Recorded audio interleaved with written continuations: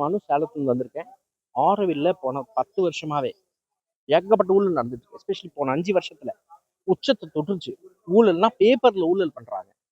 நிலம் எந்த நிலம் 125 ரூபாய்க்கு 2009ல 125 ரூபாய் நேஷனல் ஹைவேஸ் ஆரோவில் ஃபவுண்டேஷன் கொடுத்துருக்கோம் நஷ்டீடு கைட்லைன் வேல்யூ பார்த்து அதே சர்வே நம்பர் அதே நிலம் அதவே 7 ரூபாய்க்கு விற்கிறான். இதோட பெரிய ஊழல் என்ன இருக்கு போகுது நாட்டில்? 2009ல இருந்த 125 ரூபாய் இன்னைக்கு எவ்வளவு இருக்கணும்? எத்தனை வருஷம்? 17 வருஷம் ஆச்சு. 17 வருஷத்துல எங்கேயோ ரியல் எஸ்டேட் போயிடுச்சு. கைட்லைன் வேல்யூ 500 ரூபாய் காட்டுது. ஆனா இவங்க அதே கைட்லைன் வேல்யூ 16 ரூபாய் பதிவு பண்றாங்க. ஸோ நஷ்டம் தமிழ்நாடு கவர்மெண்ட்டுக்கு, நஷ்டம் ஆரோவில் ஃபவுண்டேஷனுக்கு. ஆரோவில் ஃபவுண்டேஷன் இவன் அப்ப சம்பாரிச்ச சொத்து இல்லை. ஆரோவில் ஃபவுண்டேஷன் பல பேர் டொனேஷன் கொடுத்த சொத்து. நீ யாருமே இல்லை இது விற்கிறதுக்கு, நீ யாருமே இல்லை இது வந்து லூட்டி அடிக்கிறதுக்கு. ஸோ இது நிற்கணும்னா போலீஸ் தான் சட்டம் தன்னோட கடமை செய்யணும்.